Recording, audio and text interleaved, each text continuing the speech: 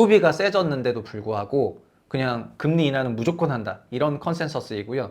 이거는 결국 미국에서부터 오는 거잖아요. 미국 역시 거시지표는 금리를 더 올려야 되는 상황일 수도 있는데 근데 그냥 무조건 내려야 된다라고 답을 정해놓고 끌고 가고 있으니까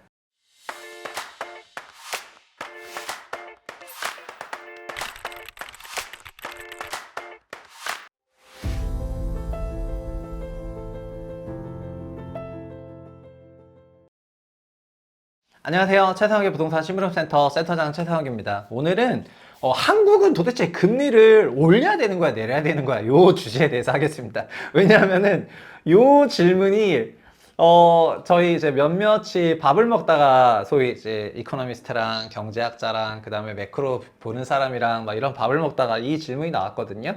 그래서 금통위도 있었고 지난주에 그 금통위 이후를 리뷰하면서 나왔는데 진짜 한국이 금리를 올려야 되는 상황인지 내려야 되는 상황인지 이런 얘기를 하면서 했기 때문에 얘기를 했습니다. 그리고 끝나면은 또 우리 담당 PD가 질문을 또 쏟아낼 거기 때문에 그런 이제 뭐라고 하죠? 쿠키 영상. 네, 그런 쿠키 영상이 있으니까 끝까지 시청해 주시면 감사하겠습니다. 일단 시작을 해볼게요. 첫 번째는 지난주에 5월 23일 한은이 금융통화위원회를 열어서 정책금리를 3.5%로 유지를 했습니다. 그래서 금리 추이는 이렇게 보시면 아실 것 같고요. 보면은 4년간의 장기 금리가 결국 5%대에서 이렇게 하락하는 과정에서 매매가 상승, 금리가 올라가면서 좀 안정화됐다가 금융위기와 함께 금리 추세적인 하락, 그리고 이후 장기적으로 우하향되는 과정에서 전세가 2배 오르고 이제 매매가 강세가 나왔다가 금리 올라가면서 전세가 약세, 매매가 약세, 지금은 플랫하게 나오고 있습니다.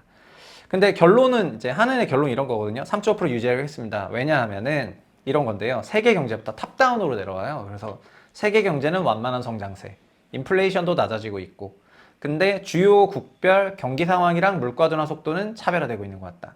국제금융시장에서는 미 연준의 금리 인하 시기와 폭에 대한 어떤 기대 변화, 그리고 주요국 국채금리, 미 달러 지수가 상당폭 상승할 때가 반락할 때가 막 와리가리 하고 있다.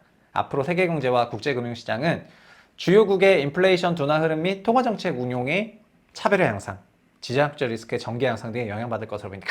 이건 한글이지만 너무 어렵다. 근데 어쨌든 세계 경제는 여기서 세계 경제는 거의 미국 경제죠. 근데 미국 경제는 그 연준조차도 어쨌든 와리가리 하고 있으니까 좀 복잡하다 이런 거고요. 올해 초만 해더라도 뭐 7번 내린다며 그러다가 4월 되니까 한 번 내리는 걸로 바뀌었다가 지금은 2번이었다가 뭐 이렇게 하고 있는데 여튼 그렇습니다. 그리고 국내 이게 중요하죠. 국내 경제는 1, 4분기에 수출이 좋았어요. 그리고 소비가 좋아버렸어. 그래서 수출이 좋고 소비가 좋고 수입이 적다 보니까 1, 4분기 GDP가 완전 서프라이즈가 나와버렸거든요. 그래서 갑자기 한국이 엄청난 서프라이즈가 나왔습니다. 어느 정도냐면은 뒤에서 말씀드리겠습니다. 그래서 원래 2월에 있었던 그 올해 경제 전망을 했는데 올해 성장률을 실질로 2.2%를 제공을 했거든요. 근데 그걸 이제 2.5로 올렸습니다. 너무 세져가지고. 그러니까 경기가 좋다 이 얘기입니다. 주로 산업 경기. 근데 수출만 좋은 게 아니라 소비도 좋으니까 민간 경기도 좋다. 실제로 지금 막 올리브영 같은 데 가보면 엄청난 매출 그로스가 나오고 있는데 올리브영이 모든 민간 경기를 대변하는 건 아니지만 민간 소비가 좋습니다. 그래서 국내 물가는 어떻게 되느냐? 국내 물가는 4월 중에 소비자 물가 상승률이 농산물 가격이 너무 올라가지고요. 지금 사과가 뭐 금사가고 막 뭐 이렇죠. 그러다 보니까 2.9%로 다른 게 높아서 어쨌든 2.9 나왔고요. 중요한 거는 사람들이 생각하는 단기 기대 인플레이션, 앞으로 물가가 어떻게 될 것 같다. 이게 3.2%로 다시 올라갔습니다. 그래서 국내 물가는 이제 성장률이 좋아졌으니까 상승 압력이 존재하죠. 근데 소비회복세가 앞으로 1분기는 좋았지만 앞으로 소비회복세가 무조건 안 좋아질 거라고 생각을 하고 있어. 그러니까 소비회복세가 안 좋아지면은 성장률이 지금 좋은 건 잠깐 페이크고 하반기 되면은 뭐 내수가 무조건 안 좋을 거니까 물가는 안 세지 않을까 이러면서 일단 하반기에 거의 한국 내수 침체를 거의 전제화하면서 이렇게 얘기를 하고 있습니다. 그래서 만약에 2분기도 내수가 세버리면 이제 다들 충격받겠죠. 근데 그래서 그 장기 국고채 금리 이거는 상승에 반락을 했고 원달러 환율도 좀 이런 뭐 여러 가지 스윙이 있었죠. 지금 그치만 1350원, 60원대에서 계속해서 유지가 되고 있고 2년 전보다는 어쨌든 200원 올라온 거예요. 그리고 주택 가격은 대체로 하락세지만 그리고 PF 관련 리스크가 조금 잠재 있는 것 같고, 근데 가계대출은 어쨌든 좀 주택을 중심으로 다시 증가를 했다, 이렇게 보겠습니다. 자, 그래서 우리나라 GDP, 이걸 보면은 1, 4분기 GDP가 전분기 대비 1.3%로 나왔어요. 전분기 대비. 그래서 이게 2023년 1년 연간 1.4% 나왔는데 한 개 분기 만에 1.3이 나왔기 때문에 엄청난 값이 나온 거고요. 그리고 민간 소비 보시면 마이너스 0.1, 0.3, 0.2 이렇게 낮게 나오는 게 우리의 그 직관에 맞거든요.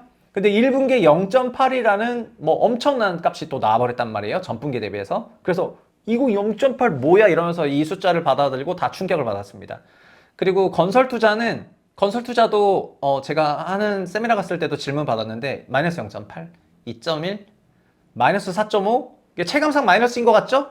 근데 1분기 때 2.7 나왔어. 그래서 어마어마한 그런 서프라이즈가 나왔습니다. 건설 투자가 너무 좋았던 거예요. 그래서 건설 시장, 부동산 시장, 지방 미착공 등등 다 안 좋다 그러는데 건설 투자 왜 이렇게 잘 나왔냐? 그래서 1, 4분기 GDP 데이터에 대해 가지고는 정말 질문이 산더미 같이 있는 채로 그 금통위와 이후 Q&A가 있었고요. 그리고 보시는 것처럼 수출이 전년비 대비해서 뭐 마이너스 12, 마이너스 9.7, 5.7, 8.4% 띠로리 수출은 전년비로 서프라이즈가 나왔죠. 뭐 저는 뭐 사랑라면 같은 걸 올해 저희 채부심에서도 설명했는데 라면 수출 어마어마하거든요. 근데 라면 수출 얼마 안 되고 사실은 저기 다 반도체 수출이다 이렇게 생각하시면 되겠습니다.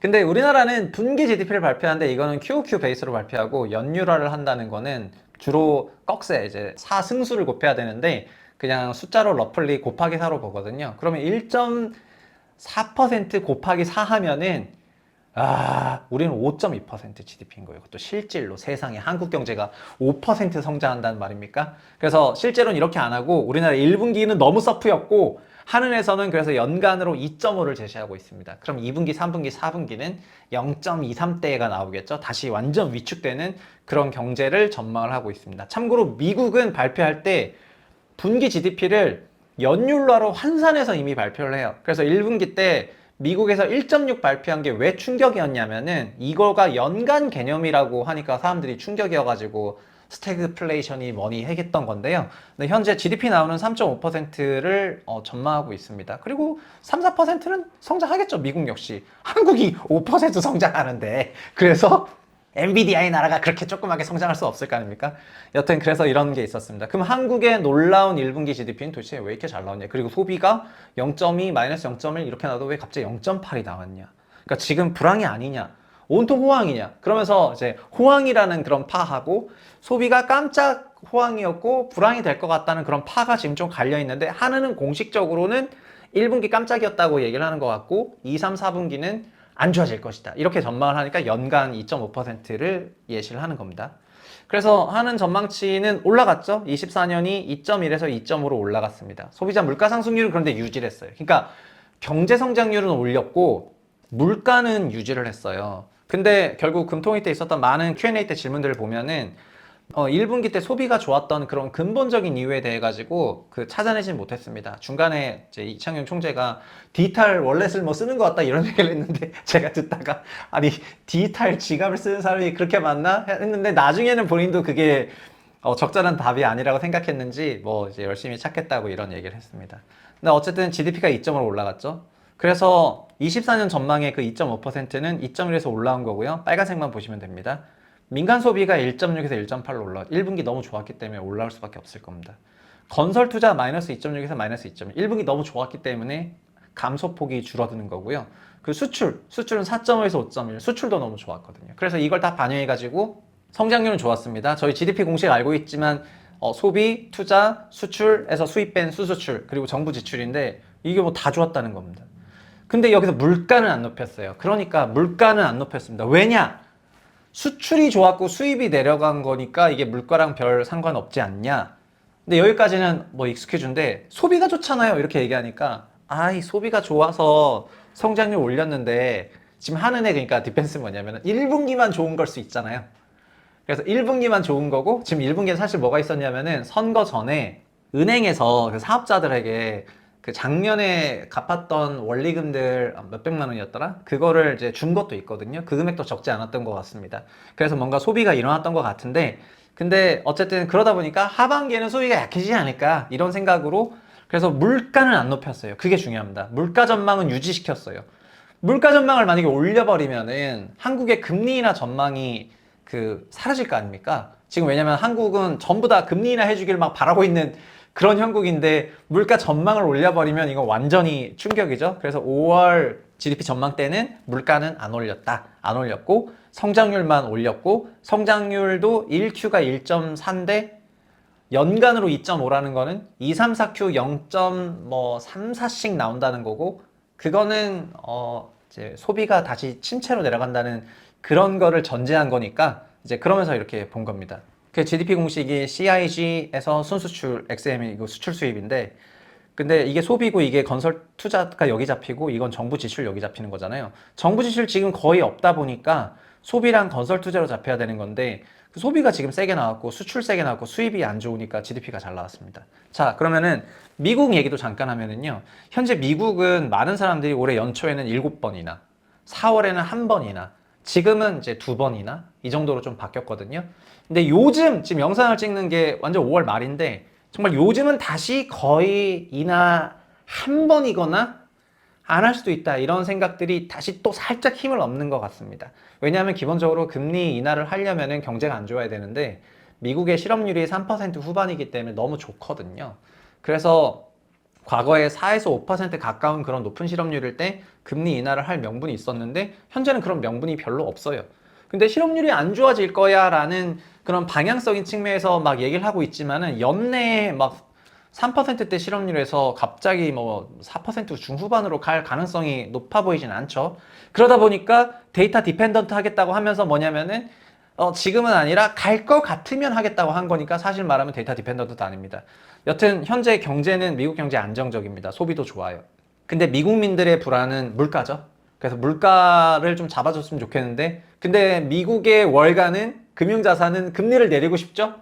그리고 미국 정부로 보면은 미국의 정부 부채가 많아지니까 달러를 약하게 만들어가지고 부채를 좀 상환하려고 하는 그런 의지가 있다 보니까 엔화를 건들고 있거든요. 그러니까 달러 약세, 엔화 강세. 현재는 엔화 약세, 달러 강세여가지고 미국 입장에서는 막 수출도 잘 안 되고 달러 강세로 가다 보는데 달러 강세인 상황에서 부채를 찍는 게 부담이 됐거든요. 근데 부채가 너무 많아지니까 그럼 달러를 약세로 돌리면서 부채는 결국에는 고정이 되니까 인플레이션이 이제 그런 결국에 생기고 부채를 갚기 쉬워지는 상황을 만들려고 달러 약세를 만들고 싶거든요. 그러면서 일본에게 이제 통보를 하고 있는 겁니다. 그래서 이런 얘기를 하고 있는 그런 상황인데 어쨌든 고용 좋고 이러니까 뭐 잘 안 잡혀요. 그러니까 금리를 인하해야 되는 정황적인 상황 속에서 데이터 디펜던트를 해가지고 발표를 했는데 데이터는 아직 침체가 아니라고 얘기를 하고 있거든요. 그러니까는 금리 인하 명분이 없는 거죠. 그래서 한 번 인하하거나 아니면 올해 또 인하 안 할 수도 있다. 이렇게 보시는 분들이 나오고 있습니다.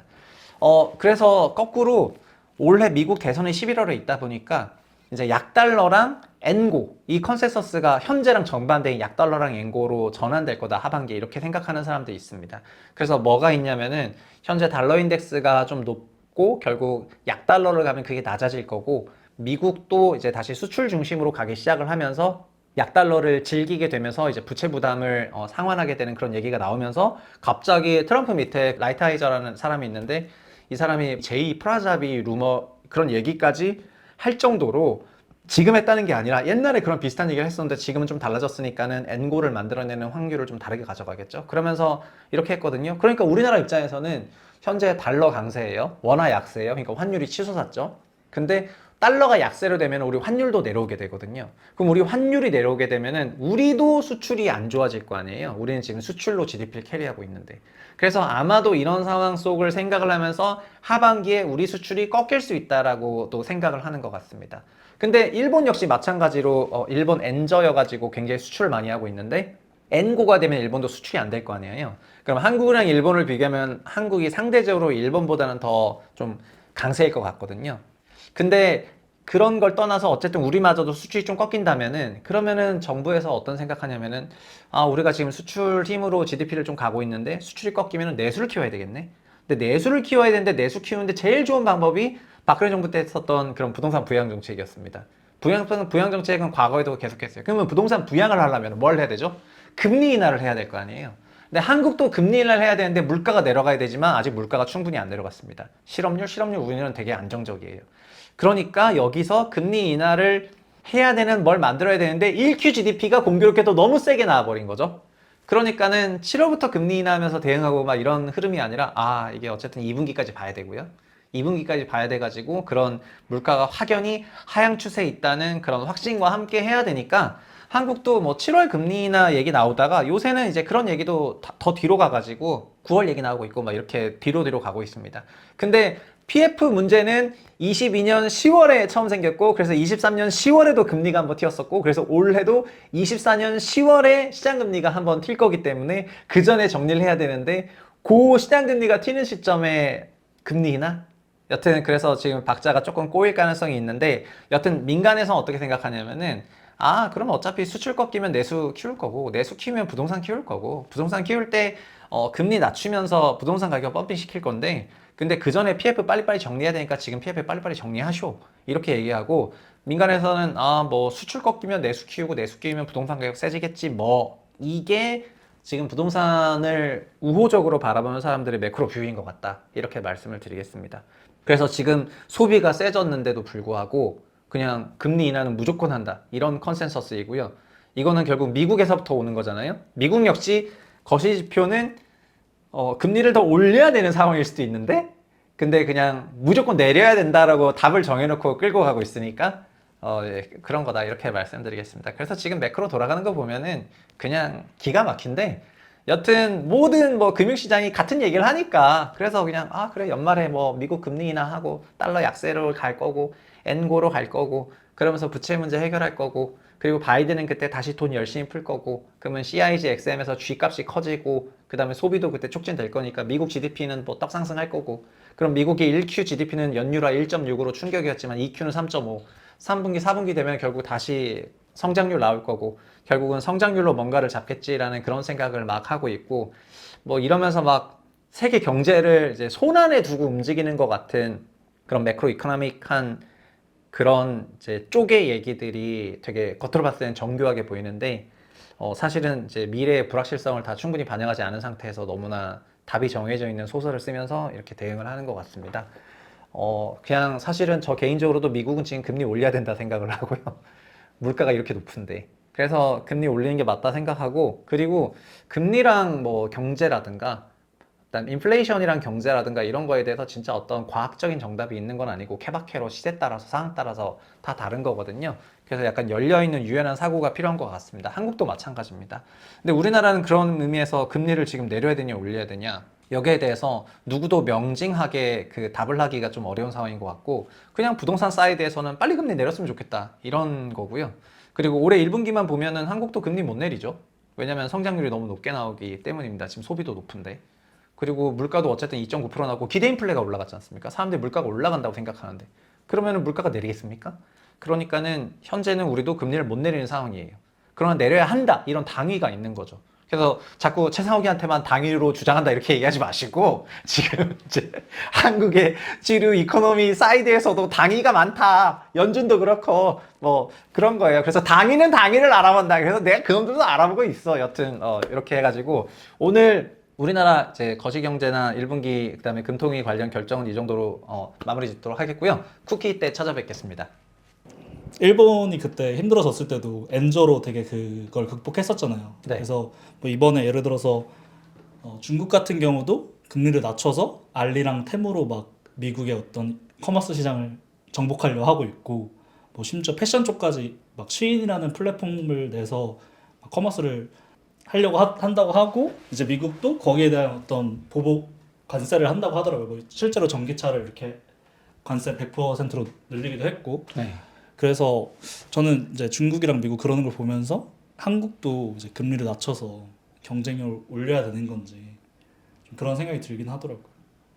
그러니까는 이 GDP 공식을 보면은 그 미국의 생각은 미국이 만약에 성장률을 높이고 싶으면은 그 소비가 촉진돼야 되는 건 당연한 거고 그다음에 그 투자, 기업들의 투자가 늘어나야 되는 것도 당연한 건데 직관적으로 당장 할 수 있는 거는 하반기에 정부 재정을 가열차게 몰아붙이면 돼가지고 바이든 행정부가 하반기에 정부 지출을 크게 늘리는 방식으로 갈 거고요. 그리고 수출을 키우게 되겠죠. 달러 약세가 된다면은. 달러 약세가 되면 X가 크게 튀게 될 거고 반대로 수입을 낮추면 되거든요. 수입은 관세로 낮춰버리는 거예요. 그러니까 중국에 대해 가지고 뭐 자동차 관세 25% 100% 그러니까 4배로 빵 때려버리고 등등 이렇게 하면서 중국의 저가 제품들이 아니면 미국으로 오지 못하게 한다면 수출은 늘어나면서 수입은 크게 감소하기 때문에 이게 올해 1분기 한국 GDP 모습이었거든요. 소비 좋았고 건설 투자 좋았고 정부 지출은 없었는데 수출은 좋았고 수입이 크게 줄어버렸어요. 이거를 미국은 하반기에 하고 싶은 거죠. 그런 식으로 짜고 있는 거고 그렇게 되면은 뭐 바이든이 본인 선거에 유리하겠다라고 생각을 하면서 이제 하는 것 같고 시장에서는 이런 생각까지 어느 정도 전제하다 보니까 그러면 미국이 수출을 늘리는 과정에서 달러를 약세로 갖고 가게 되면은 그러면은 거꾸로 지금 대미 무역 흑자국들을 보니까 일본도 엄청난 흑자국이고 막 한국도 그렇다면은 그럼 우리나라들한테도 그런 수입을 잘 하지 못하게 그러니까 너 왜 우리나라 미국인들한테 상품을 팔고 있어 이 자식아 이러면서 막 나올 거 아니겠습니까? 그러니까 우리나라는 그때 만약에 수출이 꺾이게 되면은 그러면은 결국 대외 경제 아니면 대내 경제인데 대내 경제를 키워야 되니까 그때 그 제일 만만한 게 건설 부양이었거든요. 그래서 건설 부양을 하기 위해 가지고는 결국은 부동산은 금리의 함수니까 금리를 낮추는 그런 과정이 필요하다고 생각해 가지고 지금 한국도 결국은 그러니까 이런 부분을 어느 정도는 공조를 하고 있겠죠. 미국이랑 한국이랑 일본이랑 이런 부분에 대해서 충분히 공조를 하고 있다고 생각을 하고 그래서 아마도 한국 경제 보시는 분들은 하반기 뭐 이제 9월 정도가 될 텐데 그때는 거의 금리 인하가 있을 거라고 생각을 하는 거예요. 그러니까 계속해서 부동산에 대해 가지고 이제 이건 더 이상 못 건든다 이런 뭐 금리 결국 내려온다 이런 생각을 하면서 버티고 계신 게 지금 현재의 매크로 뷰인 것 같습니다. 네, 그러면은 네. 다음 질문은 됐나요? 마지막 하나 네. 그런 얘기 있더라고요. 일본을 투자하는 게 약간 한국에 대한 숏 그리고 미국이랑 어떤 중국이랑 갈등에 대한 거를 해지할 수 있다. 아 일본에 투자하는 게 네. 일본에 투자를 하는 게 한국을 쇼치는 거고 그리고 미국이랑 중국에 대한 어떤 갈등을 예상하는 거다. 어느 유튜브 채널에서 이 얘기는 좀 빼겠습니다. 아니 괜찮아요. 아니 뭐 어느 유튜브 채널에서 보고 이제 그런 질문하셨는지 모르겠는데 뭐 한국은 크게 보면 아니 그러니까 늘 자주 그렇지만은 그런 경제적인 그런 연관성에서 중국이랑 엮여서 이제 생각들이 많이 되곤 하니까 물론 이제 올해 같은 경우에는 우리나라 수출의 대미 의존도가 아주 커졌거든요. 그래서 미국 경제권이다 이렇게 생각할 수 있지만 과거에 오랫동안은 거의 중국 경제권이라고 생각을 했고 그리고 중국이 미국이 아까 얘기했던 관세 정책이나 이런 부분으로 인해 가지고 중국에게도 어떤 방식으로든지 압력을 가하게 되면은 그러면은 한국도 그 쿠션 치고 안 좋아질 수 있겠다는 생각을 하는 거 아니에요? 그러면서 이제 일본으로 가자는 그런 말이 나오는 건데 근데 거꾸로 오히려 이 드라마에서 한국은 주인공이 아니에요. 이 드라마에서 주인공은 미국이랑 일본이 주인공이에요. 그리고 이제 중국은 그냥 곁절이고요. 너 수출 못하게 M만 딱 해주는 거고 뭐 그런 거예요. 한국은 그 안에서 어떻게 뭐 이제 줄타야 되는 거지.